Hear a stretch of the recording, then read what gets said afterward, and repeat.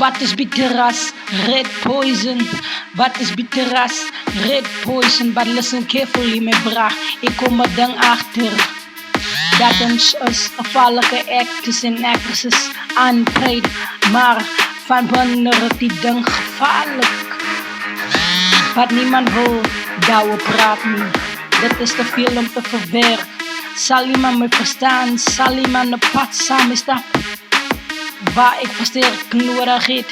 But the reality is dat niemand betrouwbaar is niet. No one is trustworthy, ja. Mijn verleden heeft me gebracht voor waar ik nou op geëindigd heb. Ik weet niet om die ding te handelen. Ik weet niet om die ding te versterken. Want een fout wordt één keer herhaald. En after the third one is het niet meer een foutje.